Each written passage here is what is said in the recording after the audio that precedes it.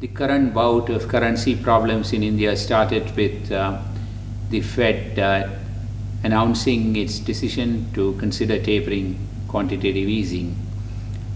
India, which has been running a current account deficit which varied between 2 to 5% of GDP, was one of the economies that was instantly affected as far as its currency goes.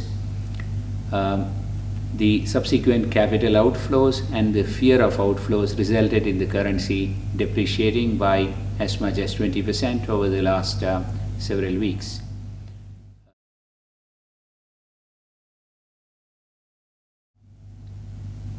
First of all, the currency depreciation means that the ability of the federal government to achieve its fiscal deficit target is at risk. The Indian federal government subsidizes the retail price of fuel, and there is no automatic increase in the fuel price when the currency depreciates. This puts the fiscal deficit at risk. Number two, it puts a strain on the banking system. The central bank put up the short-term interest rates, and this has the impact of affecting the profitability of the banks and also the asset quality as interest rates go up in a system that is already under stress. Number three, the currency depreciation has the impact of bringing in imported inflation, which puts a risk to the macroeconomic stability and to the interest rates. Number four, it puts consumer confidence at risk and therefore threatens growth. And number five, to the extent that many corporates in India have borrowings in foreign currency, it puts a stress on their balance sheet. All these developments would mean that the GDP expectations on India are getting downgraded, and we may see that the downgrades continue for a while, both for the current year and the year coming next.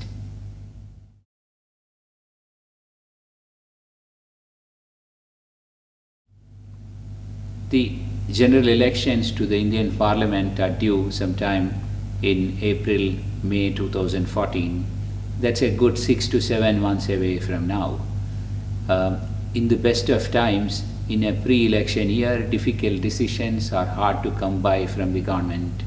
And this year is going to be particularly difficult because we have a rather tough growth situation which has been building up over the last 2 to 3 years, and there have been corruption scandals involving the current government, which make it very difficult for the government to function. Therefore, we are not expecting a lot of help from the government in tackling the current situation by way of difficult but necessary decisions.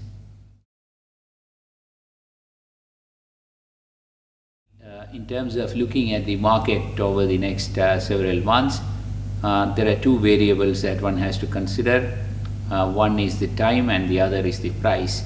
In terms of the time, market tends to bottom out 3 to 6 months or more ahead of a potential recovery, and in that sense, given that it will probably take a new government to take some of the decisions that are required to do a course correction in India, the process of bottoming out may be 3 to 6 months from now.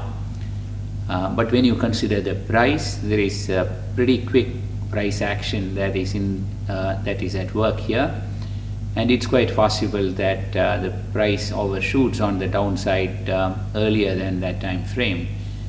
But in any case, we do expect that the current difficult situation for the market to continue in the run-up to the elections over the next 6 months, and any process of bottoming out of the market will happen sometime during that time frame.